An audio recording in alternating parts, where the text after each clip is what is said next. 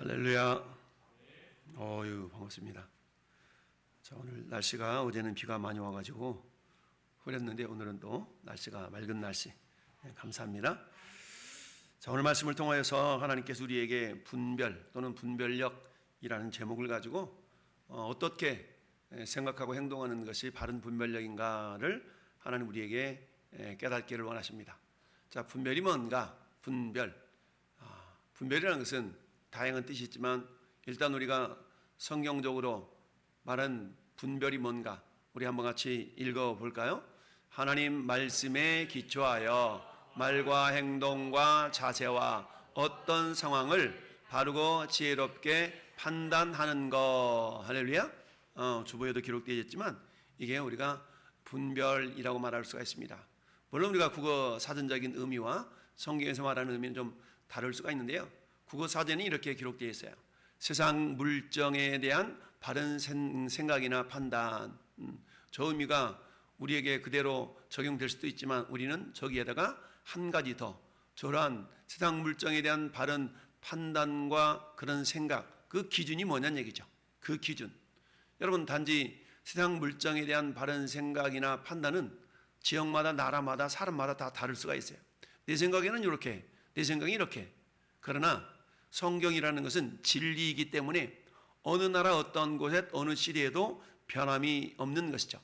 여러분, 진리라는 것은 시대에 따라서 변하는 것이 아니라 어떤 상황 속에서도 변하지 않는 것을 진리라고 말씀할 수가 있는데요, 그래서 우리는 성경을 진리라고 말하죠. 그래서 바른 분별이라는 것은 하나님 말씀에 근거하고 하나님 말씀에 기초해서 거기에 따른 말과 생각과 행동과 자세와 어떤 상황을 그야말로 바르고 지혜롭게 판단하는 것, 이걸 우리가 분별이라고 말할 수가 있습니다. 그러니까 세상 사람들은 나는 많이 배웠으니까 내 경험에 의하면 이렇게 말할 수가 있죠. 또 어떤 사람은 나는 박사학위가 있으니까 내 생각에는 말이야, 이럴 수가 있겠죠. 또 어떤 사람은 어때요? 내 가치로 볼 때는 다양한 생각과 다양한 이론들이 있을 수가 있어요. 근데 그런 것들은 진리일 수가 없죠. 그러나 오늘 하나님께서 함께 읽어본 말씀을 통하여 우리에게 바른 분별이 뭔가, 어떤 것이 바른 분별력인가를 우리에게 보여주고 있습니다. 그럼 이 바른 분별력을 어떻게 우리에게 적용해서 나아갈 수 있을 것인가를 한번 생각해 보도록 하겠습니다. 자, 성경의 다양한 바르고 지혜롭게 분별한 그런 분별력들을 볼 수가 있는데요, 우리가 성경에서 가장 유명한 그 분별력 중 한 가지가 솔로몬 왕의 분별력이라고 할 수 있습니다. 여러분, 우리가 많이 들어서 알고 있는 것처럼 솔로몬 왕 시대에 어떤 두 여인이 똑같은 날에 아기를 낳았어요. 한 여인과 두 여인 똑같이 애를 낳아서 잘 기르다가 어느 날 한 여인은 자기 아들을 그야말로 이렇게 뒤척이다가 그 아이가 질식해서 죽고 말았어요. 근데 한 여인은 자기 아이를 정말 사랑으로 잘 보듬어서 혹시도 아이가 내가 이렇게 할 때 눌리지 않을까 그야말로 조심하면서 아이를 길렀어.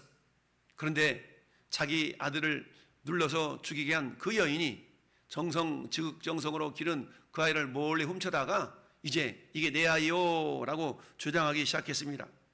그러자 자기 원래 아이의 주인, 원래 어머니는 내 자식이었던 누군가를 잘 알잖아요.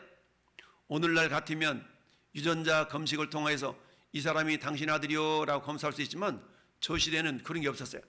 그러다 보니까 자기 아이를 죽인 여인이 남의 아이를 훔쳐다가 이게 내 아이요 라고 주장하게 되었어요. 그러다 보니까 진짜 자기 엄마 된 사람이 너무 마음이 아파서 이 내용을 가지고 솔로몬 왕에게 이것을 좀 판단해 주시오라고 가져갔어요. 그때 솔로몬 왕이 생각하다가 뭐라고 얘기합니까? 어느 자식이 네 아들이야. 서로 자기 아들이 진짜라고, 서로 이 아들이 자기 거라고 이렇게 얘기하니까 솔로몬 왕이 어떻게 했어요? 여봐라, 칼을 가져와라. 네, 칼을 가져와서 이 여인도 자기 아들이라 그러고 저 여인도 자기 아들이라 그러니까 똑같이 나눠서 절반으로 나눠서 아이를 절반으로 나눠주라. 이렇게 얘기했네. 그랬더니 가짜 엄마는 어때요? 맞아요, 그렇게 하세요. 쪼개가서 절반씩 주세요. 이렇게 얘기를 했어요. 근데 진짜 엄마는 뭐라고 얘기했어요? 차라리 그러거들랑 저 아이를 저 사람에게 주세요. 그리고는 자르지 마세요. 죽이지 마세요. 이렇게 얘기했어요. 이 말을 들었던 솔로몬은 어느 사람이 진짜 엄마인 걸 알았어요? 죽이지 말고 저 사람에게 주세요 했던 사람이 진짜 엄마인 것을 알았겠죠. 이게 솔로몬에게 주신 하나님의 지혜로움이었다라고 우리가 알 수가 있는데요. 이 모습이, 이 말씀이 열왕기상 3장 11절 12절 우리가 읽으면 볼 수 있는데 한번 읽어볼까요?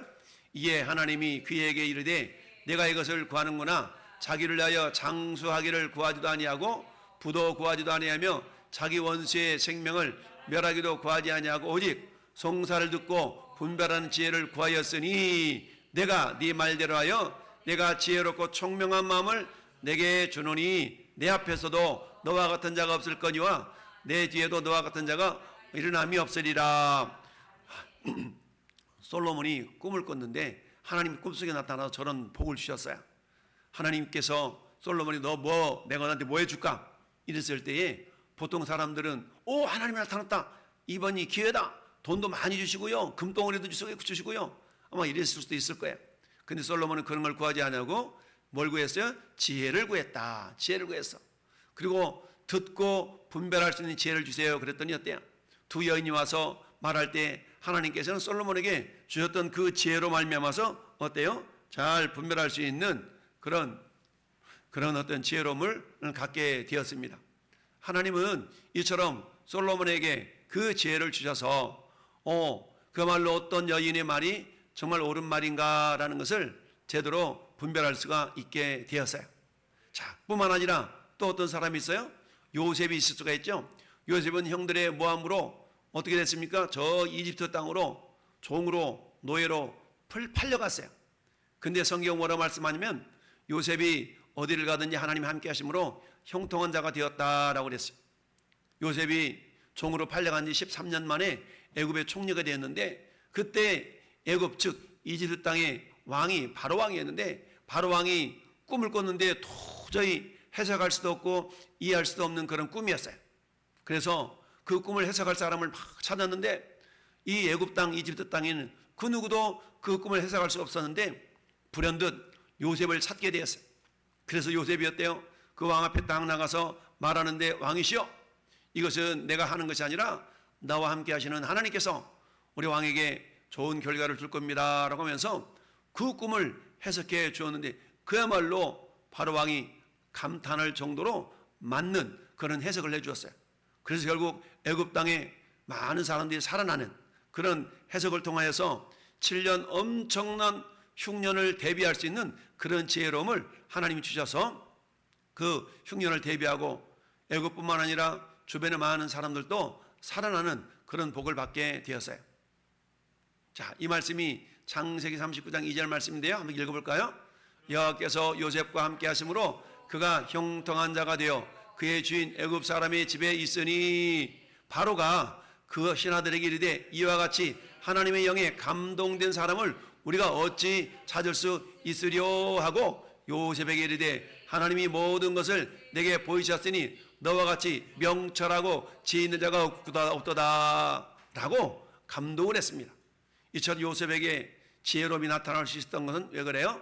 하나님께서 요셉과 함께 했기 때문이다 라는 얘기입니다. 요셉이 비록 이집트 땅에 형들의 모함으로 팔려가는 신세였지만 그곳에서도 하나님은 요셉과 함께 했어요. 다른 말하면 요셉은 그곳에서도 하나님이 함께 하시는 믿음을 가졌다는 얘기죠. 그렇기 때문에 하나님께서는 요셉에게 지혜를 주셔서 그 이집트 땅, 애굽 땅의 어려운 그런 문제를 해결해 주는 지혜로운 사람이 되었어요. 뿐만 아니라 우리가 잘 아는 다니엘 있죠. 다니엘도 마찬가지. 다니엘은 역시 요셉처럼 이방 나라에 그야말로 팔려가는 신세가 되었어. 그 나라가 바벨론이라는 나라였는데요. 이 바벨론과 애굽이라는 나라는 그 시대마다 엄청난 권세를 누렸던 나라예요. 근데 저 바벨론의 느부갓네살 왕이라는 왕이 꿈을 꿨는데 똑같이 꿈을 해석할 수가 없었어요. 그때 그 어떤 사람도 해석할 수 없었을 때 하나님께서는 다니엘에게 꿈을 해석할 수 있는 지혜를 주셔서 똑같이 해석해 주므로 그 왕이 감탄을 하게 됐어요. 그 이유는 왜 그러냐? 첫째, 다니엘은 뜻을 정했어요. 뭐 했다고요? 뜻을 정했어. 그래서 왕의 음식과 그가 마시는 포도주로 자기를 더럽히지 아니하리라 라고 그 마음을 결정했어요. 그랬더니 어때요? 이제는 그 뜻을 정한 것을 가지고 하나님께서 그를 기뻐하시고 그 땅에 있는 어떤 사람들보다 지혜와 총명이 10배나 낮도록 하나님께서 복을 주셨어요. 그 지혜로움으로 역시 느부갓네살 왕의 꿈을 해석해 줘서 이 하나님의 살아계심을 경험하는 놀라운 사람이 다니엘이 됐어요. 또 신약시대에 사도 바울은 어떻을까요? 사도 바울이라는 선생님은 그야말로 많은 성경을 기록한 그런 유명한 위대한 믿음의 사람이었어요. 이 사도 바울도 뭐라고 말씀하고 있냐면 이렇게 말씀하고 있습니다. 너희는 이 세대를 본받지 말고 오직 마음을 새롭게 함으로 변화를 받아 하나님의 선하시고 기뻐하시고 온전한 뜻이 무엇인지 분별하도록 하라 라고 말씀했습니다. 그러면서 이런 말씀을 하면서 에베소서 1장 3절에 그렇게 얘기했어요. 찬송하리로다 하나님 곧 우리 주 예수 그리스도의 아버지께서 그리스도 안에서 하늘에 속한 모든 신령한 복을 우리에게 주시되. 사도 바울은 이미 하나님께서 우리에게 하늘에 속한 신령한 복을 줬다라고 말씀했어요. 그 하늘에 속한 신령한 복은 그 어떤 상황 가운데서도 바르게 분별하고 판단할 수 있는 그런 분별력을 말하는 거예요. 그래서 하나님께서 또한 골로새서에서는 사도 바울 선생이 이렇게 얘기합니다. 그 안에는 이 지혜와 지식의 모든 보화가 감춰 있느니라. 아멘. 그 안에는 어떤 안일까요? 예수님 안에서 예수님 말씀하는 거예요. 그러니까 예수님 안에는, 예수님에게는 이 말이에요. 예수님께는 지혜와 지식의 모든 보화가 감춰져 있느니라. 그러니까 우리는 어때요? 예수님을 더 알아야 되겠고 예수님을 더욱더 우리가 믿을 수 있어야 되겠죠. 그러려면 예수님을 알고 믿기 위해서는 어떻게 해야 될까요?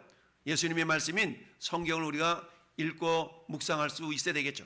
오늘 같이 읽어본 성경은 어떤 이야기입니까? 예수님을 향한 사탄의 3가지 시험에 대한 이야기입니다. 그 한번 같이 읽어볼까요? 모든 시험에서 예수님은 기록되었으되라는 말씀으로 시작하여 하나님 말씀을 통해서 사탄의 거짓말을 분별하고 물리쳤어요. 그런데요, 사탄 역시 어때요? 성경을 인용했다는 사실이에요. 문제는 성경을 부분적으로 인용했지만 본래 의도와 맥락을 왜곡했다는 것이죠. 참된 분별이라는 것은 성경 전체의 가르침 안에서 문맥을 고려하여 각 구절에 담긴 의미를 바르게 아는 것에 기초할 수 있어야 됩니다.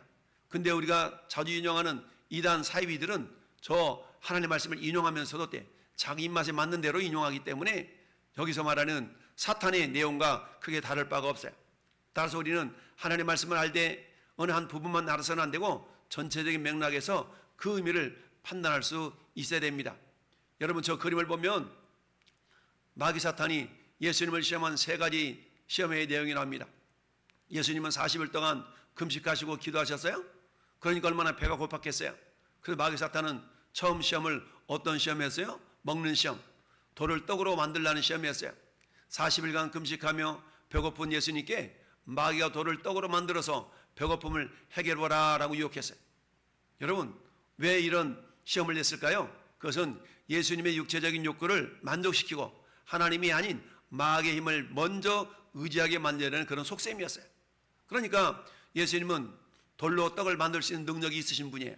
그렇지만 그 능력을 철저하게 자기 개인적인 욕심을 위해서는 사용하지 않으셨어요. 오늘날도 마찬가지입니다. 우리가 말씀을 사용하고 인용하긴 하지만 그걸 욕심으로 사용해서는 안 된다는 거예요. 예수님께서는 이러한 사탄의 말에 대해서 기록되었을 때 사람의 떡으로만 살 것이 아니요 하나님의 입에서 나오는 모든 말씀은 살 것이니라 라고 대답하시면서 사탄을 물리치셨습니다. 이처럼 돌을 떡으로 만들라는 그런 시험, 그러나 예수님은 이 마귀 사탄의 속셈을 잘 알았기 때문에 말씀으로 잘 물리쳐 이기셨습니다. 두 번째 시험은 어떤 시험이에요? 성전 꼭대기에서 뛰어내리라는 시험이었어요. 마귀도요, 하나님 말씀을 교묘하게 인용을 했어요. 마귀가 성전 꼭대기에서 뛰어내린다 그러면 천사들이 예수님을 붙들어 올려줄 것입니다 라고 성경 시편 91편 11절 12절을 인용했는데, 근데 실상은 그 말씀의 한 부분만 딱 떼어내서 인용을 했어요. 그러면 우리는 어떻게 되냐면 오해할 수가 있거든요. 하나님의 능력을 과시하라고 유혹했지만 예수님은 예수님 당신의 능력을 헛되게 사용하지 않으려고 하셨어요. 그럼 어때요? 말씀으로 역시 물리치셨는데 기록됐을 때 주 너희 하나님을 시험하지 말라 하셨느니라 하면서 역시 하나님 말씀으로 물리쳐 이기셨습니다. 세 번째는 어떤 시험이었어요? 세 번째 시험은 천하 만국의 영광을 보여주면서 나한테 절하면 이 모든 거 다 줄게 라는 그런 시험이었어요. 예수님을 높은 산으로 데려가서 천하 만국의 영광과 권세를 보여주면서 예수님께 경배하면 이 모든 것을 주겠소라고 하는 시험이었어요. 왜 그랬을까요? 하나님의 뜻과 십자가의 길을 거부하고 사탄의 권력을 통해서 쉽게 영광을 얻으려는 시험이었어요. 그런데 예수님은 어때요? 사탄아 물러가라, 기록되었을 때 주 너희 하나님께 경배하고 다만 그를 섬기라라고 여전히 말씀으로 선포하시면서 쫓아냈던 걸 봅니다.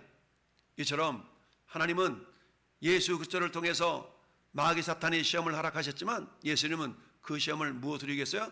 말씀으로 이기셨습니다. 근데 마귀도 무엇으로 시험했어요? 말씀으로 시험했어요. 여러분, 에덴 동산에서 하나님은 아담과 하와에게 많은 복을 주시고 영원한 생명을 얻을 수 있는 길을 주셨지만 마귀 사탄이 찾아와서 어때요? 교묘하게 말씀을 오해하게 하고 말씀을 전체적으로 이해하지 못하도록 유혹해서 결국 시험에 들어 넘어지고 말았어요. 아담과 하와는 하나님의 말씀을 제대로 알지 못하고 제대로 받아들이지 않았기 때문에 시험에서 넘어지고 말았던 겁니다. 그런 예수님은 어떠한 마귀 사탄의 시험도 말씀을 제대로 알고 있는 분이기 때문에 그 시험을 이겨내셨던 것처럼 저는 여러분들도 어때요? 이제 올바른 분별력을 우리가 가질 때에 어떠한 마귀 사탄의 시험이 와도 바른 판단과 바른 생각과 바른 말과 바른 행동을 할 수가 있는 겁니다. 그러기 위해서는 두 가지가 필요한데, 첫 번째 따라합시다. 성경 말씀을 가까이 해야 합니다. 그렇습니다. 성경 말씀을 가까이 할 수 있어야 돼요. 성경은 왜? 성경 말씀은 모든 성경은 하나님의 감동으로 된 것으로 교훈과 책망과 바르게 함과 의로 교육하기에 유익하니. 17절 읽어봐요. 시작. 이는 하나님의 사람으로 온전하게 하며 모든 선한 일을 행할 능력을 갖추게 하려 함이라. 오늘 묵상 주보에 나와 있는 빌립보서 1장 10절 말씀 같이 읽어볼까요? 너희로 지극히 선한 것을 분별하며 또 진실하여 허물 없이 그리스도 날까지 이루고. 아멘. 그렇습니다. 어떤 것이 선한 것인지 어떤 것이 악한 것인지를 분별할 수 있는 그런 지혜, 그런 지혜는 하나님의 말씀을 통해서 우리에게 주어지고 있어요.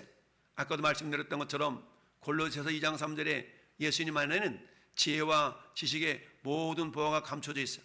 감춰져 있다는 얘기는 예수님과 한 마음 한 뜻을 이룬다면 감춰져 있는 그런 지혜와 지식의 모든 보화가 내 것이 될 수 있다는 얘기입니다. 할렐루야. 따라서 우리는 말씀을 가까이 하면서 하나님 우리에게 주시고자 하시는 그 지혜로움을 우리가 공급받을 수 있어야 됩니다. 그래서 성경을 통해서 지혜로우신 하나님을 더 깊이 알고 하나님의 뜻에 따라서 순종할 때 분별력 있는 삶을 살 수가 있는 것입니다. 오늘도 우리 모든 성도들 그야말로 말씀을 가까이 해야 돼. 그 말씀을 깊이 묵상하는 가운데 그렇구나 라고 더욱더 하나님을 알아가고 하나님께서 우리에게 주시는 그 지혜로움을 통하여서 세상의 어떤 상황 가운데 문제 가운데서도 바른 판단과 바른 분별력을 통해서 바른 행동으로 우리 하나님께 영광 올려드리는 우리 모든 성도가 될 수 있기를 예수님의 이름으로 축원합니다. 아멘. 기도하겠습니다.